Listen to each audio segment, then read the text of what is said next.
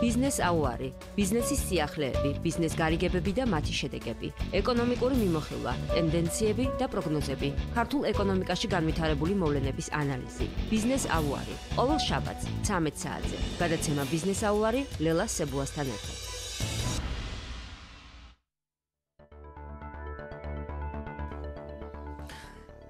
სარეკლამო ჭრის შემდეგ კვლავ ეთერშია ბიზნეს აუარი. კვლავ მივესალმებით რადიო ძველი ქალაქის მსმენელებს. როგორც გითხარით, დღეს ჩვენი სტუმარი იქნება ქუთაისში სამშენებლო კომპანია დიზაინ კომპლექსის გენერალური დირექტორი ბატონი ზურაბ გუბელაძე. თემა იქნება სამშენებლო სფერო, რა თქმა უნდა, მასთან დაკავშირებული პრობლემები და პერსპექტივები. არ არის საჭირო იყო დიდი ეკონომისტი იმისათვის, რომ იცოდე ქვეყნის მაკროეკონომიკური აღმავლობა იწყება მშენებლობიდან. ენერგეტიკული, ინდუსტრიულ, სამრეწველო, მაღალ ტექნოლოგიებზე დამყარებული გადამამუშავებელი საწარმოებისა და სატრანსპორტო კომუნიკაციების მშენებლობა არის გზა, რომელსაც ყველა ეკონომიკა გამოყავს სტაგნაციიდან. გარდამავალ პერიოდში სოციალურ-ეკონომიკური განვითარების სახელმწიფო რეგულირების ამოცანათა შორის განსაკუთრებულად აქტუალური რეგიონული ეკონომიკური პოლიტიკის სრულყოფის საკითხებია. ვინაიდან როგორც განვითარებული ქვეყნების გამოცდილება ცხადყოფს, კრიზისული მოვლენების დაძლევისა და ეკონომიკის გაჯანსაღების უზრუნველყოფის საქმეში მნიშვნელოვან როლს სწორედ რეგიონები ასრულებენ. ნებისმიერი ქვეყნის რეგიონული განვითარების პრობლემა უპირველესად ტერიტორიული ერთეულების უთანაბრო სოციალურ-ეკონომიკურ განვითარებასთანაა დაკავშირებული. თბილისის მერიისა და ეროვნული საინვესტიციო სააგენტოს ინიციატივით საკონსულტაციო კომპანია IPM-მა საერთაშორისო საკონსულტაციო კომპანია ჯონ ლანგ ლასალთან ერთად საქართველოში უძრავი ქონების ბაზრის დეტალური კვლევა განახორციელა. კვლევა ჩატარდა თბილისში, ბათუმში, რუსთავში, ქუთაისსა და ფოთში. კვლევის ძირითადი შედეგები ასეთია: საქართველოში თანამედროვე კომერციული უძრავი ქონების ძირითადი ნაწილი თავმოყრილია თბილისში. ბაზარი ხასიათდება კერძო საკუთრებაში მყოფი უძრავი ქონების საკმაოდ მაღალი მაჩვენებლით ყველა სექტორში, რაც არის ერთ-ერთი მთავარი ბარიერი ბაზრის სამომავლო განვითარებისათვის. როგორც ცნობილია, შრომის უნარიანი მუშახელი ან გასულია საზღვარგარეთ ქვეყნიდან, ან კიდევ თბილისსაა მიმდგარი. თბილისს არ გააჩნია არანაირი ეკონომიკა გარდავაჭრობისა, რომ ეს ზღვა ხალხი რაიმე სარგებლიანი დაასაქმოს. თუმცა მათი იყოფნა ქმნის თავისებურ კლიმატს უძრავი ქონების ბაზარზე და ეს საკმაოდ მნიშვნელოვანი მაჩვენებელია ქალაქის ეკონომიკისათვის და მისი სამშენებლო სექტორის განვითარებისათვის. თუკი არსებული ხელისუფლების პრიორიტეტი მართლაც იქნება სოფლის მეურნეობის განვითარება, რაც წინაპირობაა იმისა, რომ საკუთარ კერებს დაუბრუნდება რეგიონებიდან გაქცეული ხალხი, რა მდგომარეობას მივიღებთ სამშენებლო ბაზარზე და უძრავი ქონების შეფასებებში რა ახალი პროცესები დაიწყება. წინააღმდეგ შემთხვევაში თბილისი დარჩება გადატვირთულ და ისედაც ფაქტიურად უფუნქციო, ჩარჩვაჭრული და მრეწველობის არ მქონე ქალაქად. ბოლო წლებში ერთადერთი ყველაზე განვითარებადი ბიზნესი სწორედ მშენებლობა იყო. ეს ის სფერო იყო, სადაც მთავრობას უნდა ეფიქრა, რომ ამხელა ინვესტიციების ჩადება ეკონომიკის ცალმხრივი განვითარების საფუძველს წარმოადგენდა და გარკვეული შეფერხებების შემთხვევაში მთელ ეკონომიკას დაემუქრებოდა საფრთხე, რაც წინა მთავრობას სამწუხაროდ ამიმართულებით არ უმუშავია. თავისთავად მშენებლობა ცუდი სულაც არ არის, რადგან ამ დროს საშენი მასალების მრეწველობა ვითარდება, თუმცა სახლი რომ დასრულდება, ის უკვე აღარაფერს ქმნის, მხოლოდ და მხოლოდ მოხმარების საგანია. ამიტომ ჯობდა ხელისუფლებას ეკონომიკის რეალური სექტორების სხვა დარგების განვითარებაზეც ეფიქრა, აცხადებდა ლადო პაპავა. გამოსავალი სამშენებლო ბიზნესის განვითარებაში არის მისი როგორც ტიპიური ინდუსტრიული საქმიანობის გააზრება, რომლის მზა პროდუქტს აშენებული ნაგებობები წარმოადგენს.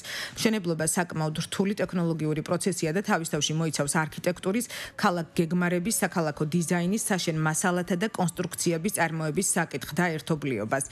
არქიტექტორები წუხილით აღნიშნავენ, რომ ბოლო 20 წლის პოლიტიკამ და საქალაქო სივრცის მიმართ საზოგადოების სრულმა გულგრილობამ საქართველოში ურბანისტიკა ჩაკლა.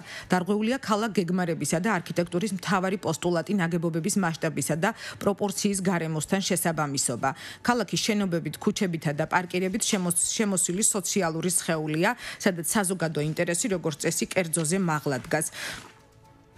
საქართველოს კონსტიტუციის თანახმად ქვეყნის ყველა მოქალაქეს აქვს უფლება იცხოვროს სიცოცხლისათვის უსაფრთხო და უვნებელ გარემოში, რაც პირდაპირ მიუთითებს მშენებლობის სფეროს სწორი რეგულირების აუცილებლობაზე. ნებისმიერი ბიზნესის, მათ შორის მშენებლობის ბიზნესის რეგულირებაც მოითხოვს მეტად რთული და მრავალმხრივი საკანონმდებლო ნორმატიული აქტების არსებობას, რისი ნაკლებობაც ქვეყანაში აშკარაა. გარდა ზემოთ მოყვანილი პრობლემებისა ძალიან სერიოზული საკითხი არის კადრების საკითხი ამ სფეროში სამშენებლო ბიზნესის კომპლექსურად განვითარების პროცესში. ჩვენ შევეცდებით რომ ამ ყველა ზემოთ აღნიშნულ პრობლემაზე დღეს ვისაუბროთ ბატონ ზურაბთან ერთად. ბატონი ზურაბი როგორც აღნიშნეთ არის ხელმძღვანელი დიდი სამშენებლო ბიზნესისა, საპროექტო სამშენებლო კომპანია შეპესე დიზაინ კომპლექსი, სამშენებლო ჯგუფი მუშაობს 1975 წლიდან, ხოლო ახალი ორგანიზაციული სამართლებრივი ფორმით ფუნქციონირება დაიწყო 1988 წელს. დიზაინ კომპლექსის დირექტორი ბატონი ზურაბ გუბელაძე გვესაუბრება. ბატონო ზურაბ, გითხარით თქვენი ბიზნესის საწყისი ეტაპიდანაც საინტერესო იქნება, როგორ განვითარდა ეს ბიზნესი და როგორ გაიარეთ ეს ხანგრძლივი გზა. პირველ რიგში მინდა ვისარგებლო მომენტით და ქუთაისს და სრულად საქართველოს მიულოცო ეს ახალი წელი და უსურვო იმ მოლოდინების გამართლება, რომელიც შეიქმნა ამ ბოლო დროს ხალხში. რაც შეეხება კითხვას, ბევრი ფაქტორი არსებობს ამ კითხვის ირგვლივ და შეიძლება ჩამოყალიბდეთ შემდეგნაირად, აი საიდან იწყება, თუ ვინ რატომ გაკეთდა, რისთვის გაკეთდა და ვინ ემსახურება ამ სფეროს. ყველაზე მნიშვნელოვანი ალბათ მენეჯმენტის საკითხი არის, რომელიც ასე ვთქვათ, ძველი გამოცდილებიდან მოყოლებული დღესაც ფუნქციონირებს და პარალელურად ითვისებს ახალ იმ ტექნოლოგიებს, რომლებიც უკვე შემოსულია სამშენებლო სფეროში მსოფლიოს თვალსაზრისით. ბევრი სიახლე, რომელიც დასანერგი არის ჩვენთან, უკვე თითქმის თეორიულად შესწავლილი არის ჩვენი კოლექტივის მხრიდან და ახლო მომავალში ალბათ დაენერგება ის ახალი მეთოდები, რომლებიც უსწრაფეს მშენებლობას განავითარებს ჩვენ ქალაქში. მაგრამ ამის შემშლელი მიზეზები შეიძლება ითქვას ის იყოს, რომ ჩვენს დაგვეთებს აბკოლებს ის სიტუაცია, რომელსაც განაპირობებს აი ქუთაისში მცხოვრები მოქალაქეები, რომლებიც გასულები არიან საზოგადოებრივ სამუშაოდ და იმათ არ აქვთ ადგილზე მუშაობის, ასე ვთქვათ, საშუალებები. ძირითადად ჩვენ შემთხვევაში დაგვეთები შემოდის უმეტესწილად გასული ხალხისგან, რომლებიც წასულები არიან საზოგადოებრივ დაახლოებით დაგვეთების 80%, 85% შეიძლება ითქვას არის წასული ხალხი. ადგილობრივი ხალხი არის, ასე ვთქვათ, ნაკლები რაოდენობით. ეხლა რაც შეეხება იმას, რომ როგორ შეიძლება შევინარჩუნოთ ბიზნესი ამ სიტუაციაში და ამ მდგომარეობაში, შემიძლია ჩვენი მაგალითიდან თუ გადავხედავთ, აი მიუხედავად იმისა, რომ ჩვენ ქუთაისს ხელს არ უწყობს ბანკები ამ კუთხით, აი ბანკში არ არსებობს ქუთაისში რომელიმე ბანკი, რომელიმე ერთი ბანკი მაინც კი, რომელიც სამშენებლო ბიზნესს აფინანსებდეს. აი თუ გინდა ბანკში მიიღო დაფინანსება, უნდა კონდეს, უნდა იყო ვაჭრობაში ჩართული, უნდა იყო შემომტანი, არ გამოდა რაღაც ასეთი სამშენებლო ბიზნესი გამორიცხულია, რომ დაფინანსება მოხდეს. გარდა ამისა, ჩვენ ამ კუთხით ბანკებთანაც ვიმუშავეთ და მრავალწლიანი თხოვნის მიუხედავად ჯერჯერობით ეს საკითხი არ იძვრის, მაგრამ როგორც დღევანდელი სიტუაციიდან უკაცრავად შეგეკითხებით, ეს დღეს არის პრობლემა. თუ გქონდათ თქვენ, აი საბანკო სფეროსა როგორი ურთიერთობა გქონდათ? ეს შემდეგ გამოიწვია შექმნილმა პრობლემებმა? არა, ეს არსებობს. ჯერ ესე იგი ქუთაისში, ასე ვთქვათ, ჩვენ პირველად და რამდენიმე დავიწყეთ ქუთაისში სამშენებლო ბიზნესი ამ ახალ შემთხვევაში, მაგრამ ჯერჯერობით ქუთაისში სამშენებლო ბიზნესი არავის არ დაუფინანსებია. საერთოდ არ ყოფილა ამაზე ლაპარაკი. კერძო ინვესტიციებით ხდება დღემდე. სულ კერძო ინვესტიციებით ხდება დღემდე და ამაში ჩართული არც ერთი ბანკი არ არის. მიუხედავად იმისა, რომ თბილისში ჩართულია ბანკები, ჩართული არის ქალაქის ხელმძღვანელობა, მერია ჩართული არის, რომელიც გარანტიას უდებს სამშენებლო კომპანიებს სესხების აღების შემთხვევაში. თანამონაწილეობის ფარგლებში. ეს ძალიან დიდ საშუალებას იძლევა იმისა, რომ მშენებლობა დაიწყოს. ეს არის ყველაზე დიდი ფაქტორი, რომელიც აჩერებს თქვათ ქუთაისის მშენებლობის განვითარებას. ბატონო ზურაბ, აი ეს რთული პერიოდი, რომელიც სოფლიო ეკონომიკური კრიზისისა და 2008 წლის განვითარებული პოლიტიკური მოვლენების შემდეგ დაუდგა სამშენებლო ბიზნესს საქართველოში და რა თქმა უნდა რეგიონებშიც. როგორ გაიარა ის პერიოდი დიზაინ კომპლექსმა დღემდე? პრინციპში ის პერიოდი ანუ თავის გადარჩენა როგორ მოახერხეთ, იმიტომ რომ ბევრი საწარმო შეეწია და კომპანია. აი სოფლიო თვალსაზრისით თუ განვიხილოთ, მსოფლიო მასშტაბით თუ განვიხილავთ, აი ქვეყნები, რომელიც განვითარებულ ქვეყნებში მოხდა ესეთი კრიზისები, გაჩერდა ქარხნები, სამუშაო ადგილების შემცირდა. ქუთაისში არ ყოფილა ქარხანა და რა უნდა გაჩერებულიყო? აი ესეც ერთი ფაქტორია. საქართველოში პრინციპში ცოტა ქარხნებია და ამიტომ ეს იმდენად არ უგზნია საქართველოს, რამდენადაც იგზნო უფრო განვითარებულმა ქვეყნებმა. მაგრამ რაზე აკეთებდით? ახლა ჩვენი აქცენტი მაგრამ ახლა ისმება კითხვა, აი ეს ხალხი, რომლებიც წასულები არიან იმ ქვეყნებში და იქ მუშაობენ, მათმა ხო გაიარან ეს პრობლემები. აი იმ პრობლემებიდან გამომდინარე, ისინი თანხებს შემდეგ უკვე ვეღარ დებენ კერძო ბიზნეს, სამშენებლო ბიზნესში, რომელიც ნაყიდია ვთქვათ განმადებით და რაღაცა.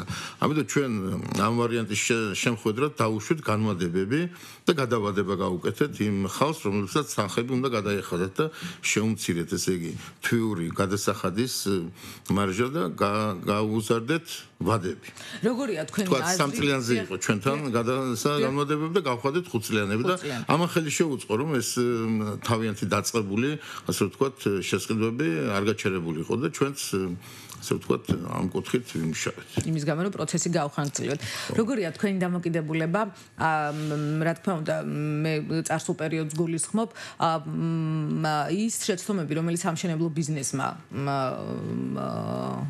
დაუშვა, ასე ვთქვათ, საბანკო სფეროსთან ურთიერთობები იყო ძალიან რთული, ძალიან მძიმე. საბანკო სფერო იყო ურთიერთბრალდებები, ასე რომ ვთქვათ, საბანკო სფერო აბრალებდა სამშენებლო კომპანიებს, რომ ისინი მათ სტაცებდათ ფუნქციებს და პირიქით სამშენებლო კომპანია ფიქრობდა, რომ ბანკი ართმევდა ფუნქციას, ანუ ბანკი ითავსებდა დეველოპერულ ფუნქციებსაც. თქვენი დამოკიდებულება ამ საკითხის მიმართ. ახლა მაგ კუთხით თუ განვიხილავთ ჩვენ აი სამშენებლო ბიზნესთან დაკავშირებით ბანკების ურთიერთობებს, შეგვიძლია ასეთი პირველი რაც შეიძლება ითქვას, ეს იყო ისეთი ვაიმშენებლების გაკეთებული, რომლებმაც ესე იგი აღებული სესხები გამოიყენეს სხვა მიმართულებით და ის მიზნობრიობა დაარღვიენ. ამიტომ წარმოშვა მან უნდობლობა ბანკებს შორის. აი ეს მოხდა თბილისში, ქუთაისში მაინც არ იყო სამშენებლო ბიზნესის სესხები და ჯერ არ ყოფილა დაწერა იქნება ნახოთ. ხო და აი ეს წარმოშვა უნდობლობა. აქედან გამომდინარე სამშენებლო ბიზნესი ზოგიერთმა ბანკმა აიღო კონტროლზე აიყვანა და თვითონ აწარმოებს. ახლა არის თბილისში რამდენიმე ობიექტი, რომელსაც თვითონ პირდაპირ ბანკები აწარმოებს სამშენებლო ბიზნესს და ეს უკვე მეტყველებს იმაზე, რომ კონკურენცია უკვე არ შეიძლება გაუწიო ბანკს კონკურენცია, როცა შენც უკვე ისეთი სპეციალობით მუშაობ, ხო? ბანკი არასდროს არ მოგცემს ეს, იმისაც რომ თქვენ განვითარდეთ. ამიტომ თავის ბიზნესს უფრო განავითარებს. ამ კუთხითაც უკვე მისაღებია გადაწყვეტილებები, რომ მთავრობა უნდა ჩაერევოს, ამაში ბანკებს უნდა აიგზავნოს ბიზნესში ჩარევა ამ კუთხით. ბანკი იმიტომ არსებობს, რომ უნდა გასცეს სესხი, უნდა მოემსახუროს კლიენტებს და არა ბიზნესი აკეთოს. ესა პირველი აუცილებელი პირობა, რაცაა გასაკეთებელი ქვეყანაში. ამის შემდეგ შეიძლება ყველაფრის მოწყობა. რაც შეეხება უნდობლობას, ეს წეგან გითხარით, რომ ეს გამოწვეულიყო იმ მშენებლების მიმართ, რომლებიც იწყებენ მშენებლობას და ვერ ამთავრებენ. ეს ხალხი მოისაზრება ისეთი კატეგორია არის შეიკრიბა, ესე იგი რახან საქართველოში სამუშაო ადგილები არ იყო, გაჩერდა საწარმოებები, ყველა მიაშურა სამშენებლო მოედანზე. თუ სამუშაო ეძებნა, ამიტომ ყველა გახდა სამუშაო მწარმოებელი, ზოგი ოსტატი გახდა, ზოგი უფროსი გახდა, ზოგი ექიმი, ზოგი მძღოლი, ზოგი ბაზრის მოვაჭრო და ყველა მოკიდა ხელი ამ თითქმის 70% ეს რაც დღეს საქართველოში პროცესები მიმდინარეობს და სამშენებლო ბიზნესში მუშაობს ხალხი 70% არის არა სპეციალისტი. ეს სხვა სფეროდან მოსული ხალხი. არის კადრების სერიოზული დეფიციტი ამ სფეროში. კადრების სერიოზული დეფიციტი არის, ეს გამომდინარეა იქიდან, რომ კადრები ნელ-ნელა უკვე ასაკში შედის და ის ძველი გამოცდილება. და განახლება არ ხდება. განახლება სჭირდება. ეს ერთი პირობა, მეორე პირობა არის, კიდე მეორე პირობა არის, აი ეს კადრები, რომლებიც ძირითადად მუშაობდა ჩვენთან საქართველოში, აი იმ ძველ დროს, ასე რომ ვთქვათ, კომუნისტების დროს, აი ეს ხალხი ყველა თითქმის ეს სტრესები იყო, გაერთიანებები იყო და სხვადასხვა სფეროში მომუშავე გამოცდილი კვალიფიცირებული ინჟინრები იყვნენ, ყველა წასულია საზოგადოებრივ სამუშაოდ. აი უმეტესწილად წასული არიან მოსკოვში და სადღაც თურქეთში ნაწილი. აი ეს აბა ვინ აშენებს დღეს საქართველოს? ახლა აი ვინც დარჩა 30% ის აშენებს ასე ვთქვათ ძირითადი მასა წასულია ინჟინერების და წასულია და დარჩენილი ნაწილი ხალხის. რაც შეეხება ახლა მომავალს, აი რა შეიძლება მოხდეს რომ ვთქვათ განვითარდეს სამშენებლო ბიზნესი და გაიზარდოს ახალი თაობა, ხო? კითხვა მექნება ერთი წუთით ზუსტად მაგკუთხით და გვიპასუხეთ. შემდეგ აი კომპლექსური განვითარება რომ მოხდეს ამ დარგის და რა თქმა უნდა მოხდეს თუ კი ეკონომიკური განვითარება უნდა მოხდეს ქვეყნის მშენებლობა არის ერთ-ერთი მნიშვნელოვანი რა თქმა უნდა. აი როგორ ფიქრობთ თქვენ აი ქუთაისში აი რეგიონში მშენებელი აღნიშნავთ რომ ბიზნესი რომელიც ბიზნეს გააჩნდა პრობლემები და აი რეგიონალური ბიზნესი სამშენებლო ბიზნესი თქვენს ბიზნესს გულისხმობ აი ვითარდებოდა პრობლემები ქონდა სრულიად განსხვავებული ვიდრე ქონდა ანუ თბილისში მიმდინარე პროცესები იყო გაცილებით სხვა პრობლემები იყო გაცილებით სხვა ვიდრე ეს არსებობდა კომპლექსური განვითარების კუთხით საინტერესო იქნება რა თქმა უნდა მსმენელისათვის რომ შენებელი საქართველოს ნებისმიერ რეგიონში ნებისმიერ ტერიტორიაზე უნდა სარგებლობდეს ერთი და იგივე უფლებით ერთი და იგივე პერსპექტივით იმისათვის რომ ქვეყნის კომპლექსური განვითარება მოხდეს და არ მოხდეს მხოლოდ ერთი ცენტრალური ადგილის მშენებლობა და განვითარება ქვეყანაში აი ამ კუთხით ბატონო ზურაბ რა შეგიძლიათ რო გითხრათ ამ კუთხით ეს სერიოზული პრობლემა არის საქართველოში იყო ყოველ შემთხვევაში აწირა იქნება ვნახოთ იყო ესეთი პრობლემა რომ მარტო თბილისისთვის იყო ყველაფერი ყველა მშენებლობა თანხები გამოყოფილი იყო ხელშეწყობა იყო აი სესხები იყო 1 მილიონ დოლარამდე შეგეძლო აგეღო თქვა მერის შუამდგომლობით სესხი დაგეწყო მშენებლობა აი ნულაოც ციკლი მოგეწყო და შემდეგ უკვე გაგეგრძელებია მშენებლობა პრობლემა არ იყო 1 მილიონს ზევით სულ ესე იგი ეკეთებოდა ჩვენთან ამ კუთხით ძალიან დიდი ასე ვთქვათ დაბკოლება იყო და ეს ჩვენ ვახრეხებთ ჩვენ ძალებით და სხვა მიმდინარეობიდან გამომდინარე თანხებით ამის კეთებას და ასეთი პრობლემები ჩამოყალიბდა მაგრამ მე შემიძლია ახლა დღევანდელი გადასახედიდან უკვე ალბათ დაფიქრდა ბანკებიც უკვე მოისაზრება ის ამბავი რომ უკვე ბანკების რამოდენიმე ბანკმა უკვე თვითონ ჩვენი მიუხედავად მრავალწლიანი მოთხოვნებისა და ყოველ წელს ჩვენ ვაყენებთ ყველა ბანკში ამ საკითხს რომ დაიდოს მემორანდუმი მშენებელსა და ბანკს შორის და მოქალაქეებს აი სამაგი ხელშეკრულება კეთდება როგორც თბილისში არის სამაგი ხელშეკრულება კეთდება როცა მყიდველი ყოველგვარი გარანტიების გარეშე ყიდულობს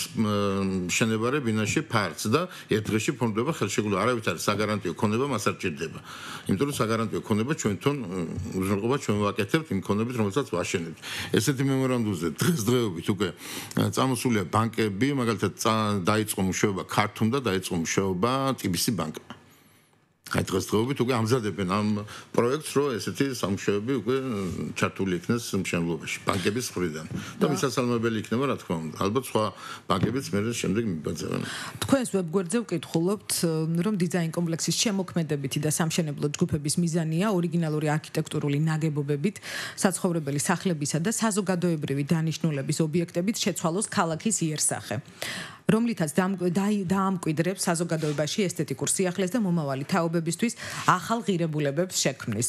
როგორ იყო ქალაქ განვითარების პოლიტიკური ნება წინა პერიოდს გულისხმობ, იყო თუ არა ის იმპულსური და ეს იმპულსურობა უშლიდა თუ არა ხელს ქალაქის სივრცით მოწყობას.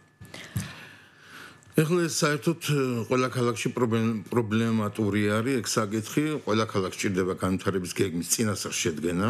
არსებობდა თუ არა ესეთი? ნუ ნაწილობრივ რა, არ არის დასრულებული ქუთაისის ესეთი გეგმის გაკეთება, ეს აუცილებლად გასაკეთებელი არის.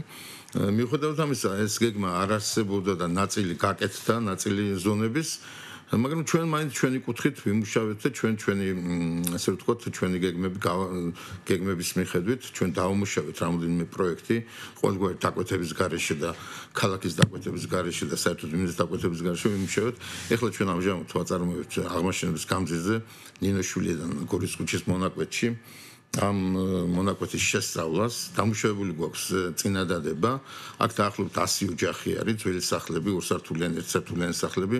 ეს სახლები რო შეიცვალოს თანამედროვე, ასე ვთქვათ, მრავალსართულიანი სახლებით და მოეწყოს პირველი 3 სართული კომერციული ფართები.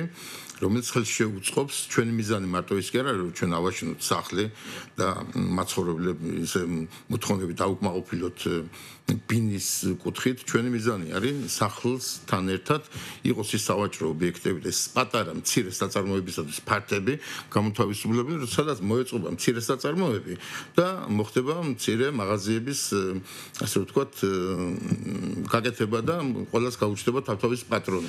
რაც გამოიწვევს იმას, რომ ყველა ის ქუჩაში გაბნეული მაღაზიები, ქუჩაში მოვაჭრეები, აი ქუჩაში სუნკებით რომ დგანან და სადღაც ყველას თავთავისი პატარ-პატარა კუთხეები გაუჩნდება ამ დასახლებაში და ბაზარი თვითონ ბინა იქნება.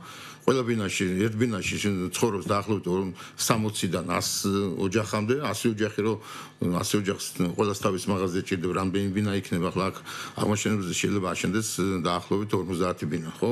რამდენი იქნება 50? ერთი 100,000 კვადრატული მეტრი, ფართი, უფრო მეტი, რომელსაც თავისი სავაჭრო ობიექტები იქნება.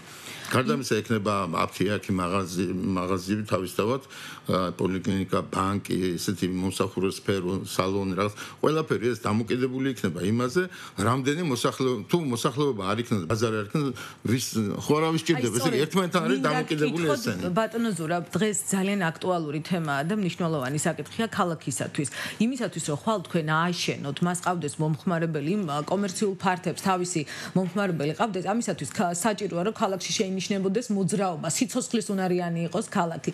დღევანდელი მნიშვნელოვანი თემა საქართველოს პარლამენტის ქუთაისში არსებობასთან გადატანასთან დაკავშირებით. თქვენი როგორც მოქალაქის დამოკიდებულება უპირველესად გვაინტერესებს, როგორია?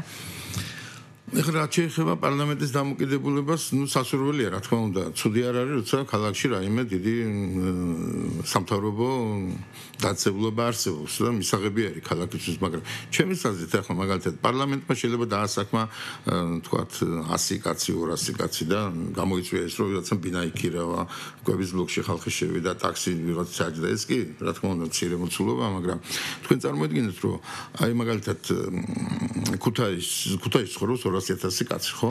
200,000 აქედან 100,000 წასული არის. საზოგადოებრივ დარჩენილია მოხუცები, მეუღლეები და შვილები და ყველა მუშაობს, აქეთ შემოაქვთ თანხა, რომ არ არის სამუშაო ადგილზე და მიდიან. აი მაგალითად ქუთაისში რომ ჩაიდოს თქვა 100 მილიონი, 200 მილიონი, აი მცირე საწარმოების განვითარებისათვის. მცირე საწარმოები მოიცავს, ეხლა ჩვენ მანქანის გამოშვებას არ შეუდგება ქუთაისი, როგორც იყო, მაგრამ შეიძლება გაკეთდეს ისეთი მცირე საწარმოები, მსუბუქი მრეწველობის საწარმოები, რომელიც მოიცავს, თქვა, აი კვების პროდუქტების გადამუშავებას, აი ისეთი ნაწარმის გაკეთებას, რომელიც შემოდის საზოგადოებიდან. აი ჩვენ თუ ავიღებთ სტატისტიკურ მონაცემებს, ხო? საგარეო ვაჭრობა არის 900 მილიონი საქართველოში. გასული წლის მონაცემები. აქედან ესე იგი სალგო არის 400 მილიონი. ეს ნიშნავს იმას, რომ ჩვენ გაგვაქვს ცოტა და შემოგვაქვს ბევრი, ესე იგი 400 მილიონი ჩვენი ფული გადის საზოგადოებრივ, ხო? ესე იგი აქედან უნდა დავიწყოთ, ჩვენ დავიღოთ ეს 400 მილიონი, გავშიფროთ, როდის შეიძლება რომ ეს ფული არ გავიდეს, მოდი გავაკეთოთ ასე, ხო? ვაწარმოოთ ის ხენდრო შემოდის, ხო? ეხლა ხენდრო, კიტრი, პამიდორის, კონსერვები, ესენი ვაწარმოოთ ჩვენ აქ. და მოდი გავყიდოთ ესენი ქუთაისში, საქართველოში და პირიქით იქეთ გავიტანოთ ეს ჩვენი ბოსნეული, ჩვენი ნაწარმი და ის ფული 400 მილიონი, რომელიც უნდა გავიდეს საზოგადოებრივ, რომელიც გადის, ხო?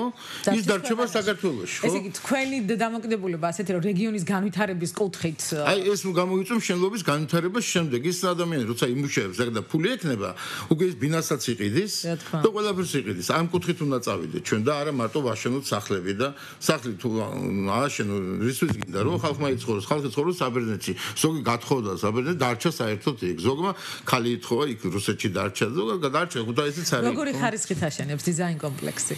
ეხლა ხარისხთან დაკავშირებით ჩვენ გვაქვს ჩვენი, ასე ვთქვათ, ჩვენ ვაწარმოებთ პროექტს ვაკეთებთ, მე ზედამხედველობას უწევს ერთი ჯგუფი მეორე ჯგუფს მშენებლობის პროცესში. გვაქვს ლაბორატორია, რომელიც ამოწმებს ბეტონის მარკას.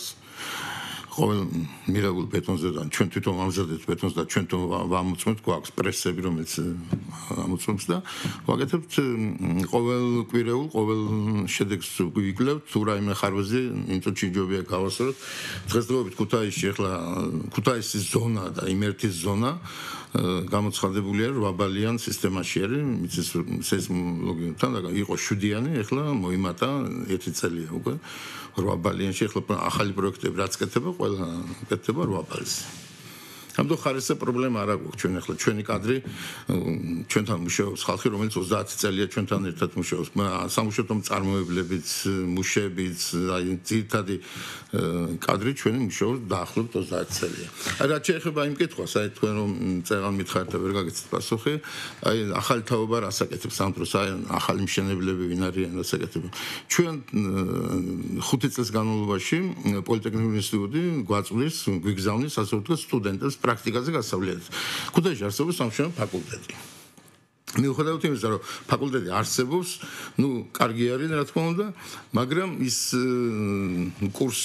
სწავლების კურსი არ მოიცავს იმ ნაწილებს, რომელიც აუცილებელია მშენებლისათვის, აი ეს ნახაზების შედგენა და გაკეთება ახალი პროგრამების, მაგრამ მაინც სასარგებლო არის იმისათვის, რომ რაღაცა მონახაზში, მაინც რაღაც მონაკვეთში რაღაცა ნაწილი იციან და ესე მოდიან ჩვენთან, ჩვენ ასე ვთქვათ, თავიდან ვასწავლეთ, მე ცუდად არ გამიგო პოლიტექნიკური სპეციალისტებმა, მაგრამ ანუ პრაქტიკულ სწავლებებს ჩვენთან გადიან, ეს ძალიან კარგი არის და შემდეგ უკვე სწავლობენ, აი პრაქტიკულად საქმეს. ზოგი ჩვენთან რჩება, ზოგი სხვაგან მიდის და ასე რომ ცუდი საქმე არ იქნება მომავალში, აი ამის გაგრძელება და უკვე ნელ-ნელა გაიზრდება ახალი თაობა, რომელიც შეცვლის ძველ თაობას. ამ ახალ თაობასთან დაკავშირებით შემიძლია კიდე ის თქვა, რომ ახალი თაობა უკვე ჩართულია, ჩვენთან უკვე ჩართული ყავს ჩვენ ახალი ტექნოლოგიების შესწავლაზე.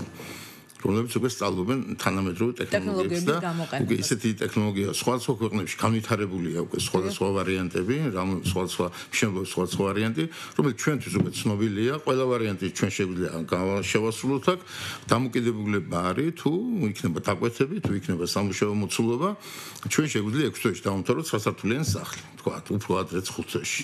ეს ახალი ტექნოლოგია საინტერესო პროექტი ქონდა, სამომავლო პროექტი, დიზაინ კომპლექსი, ეს იყო მდინარე რიონის მარჯვენა სანაპიროს განაშენიანება. რა ხდება ამ პროექტთან დაკავშირებით? ხო, მაგ პროექტთან დაკავშირებით ჩვენ მოვამზადეთ ასე წინადადება, რომ აი მარჯვენა სანაპირო და მარცხენა სანაპირო ერთმანეთთან დაკავშირებული არ არის ეს ერთი. მდინარე რიონი შუაში გადის, ქალაქი 2 კილომეტრში არის. ესე იგი მსოფლიოში იშვიათად არის ქალაქები, სადაც მდინარეები შუაში გადის. ყველა გვერდზე გადის, სადღაც საერთოდ არ არის.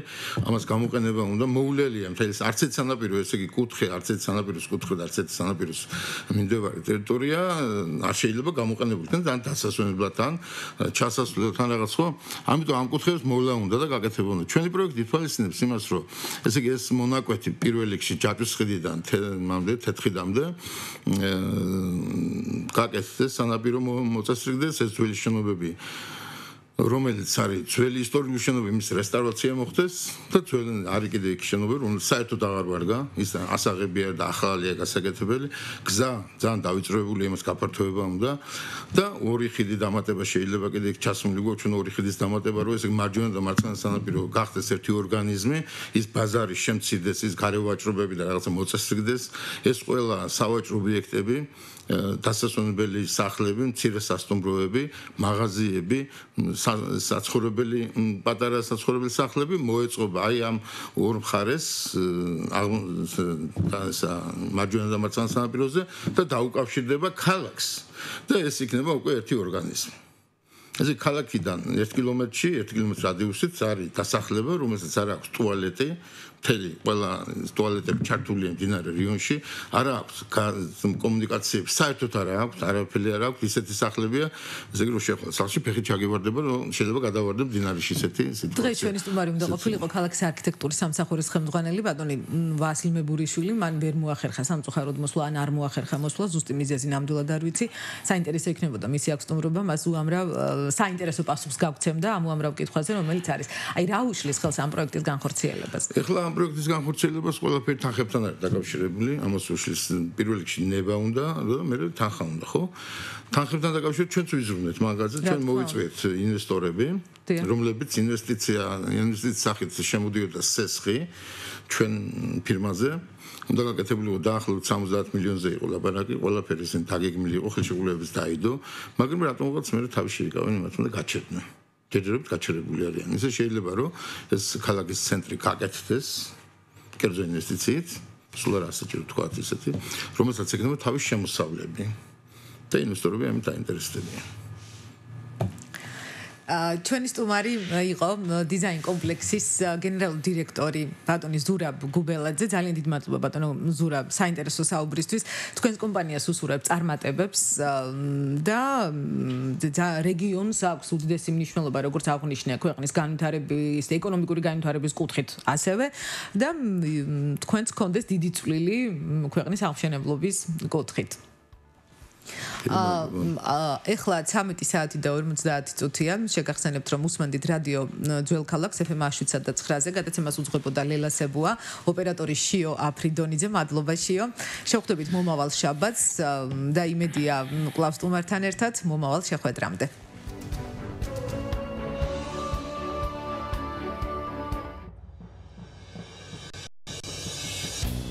ბიზნეს აუარი, ბიზნესის სიახლეები, ბიზნეს გარიგებები და მათი შედეგები, ეკონომიკური მიმოხილვა, ტენდენციები და პროგნოზები, ქართულ ეკონომიკაში განვითარებული მოვლენების ანალიზი. ბიზნეს აუარი, ყოველ შაბათს 13 საათზე. გადაცემა ბიზნეს აუარი ლელა სებუასთან ერთად. სამშენებლო კომპანია დიზაინ კომპლექსი გთავაზობთ საცხოვრებელ ფართებს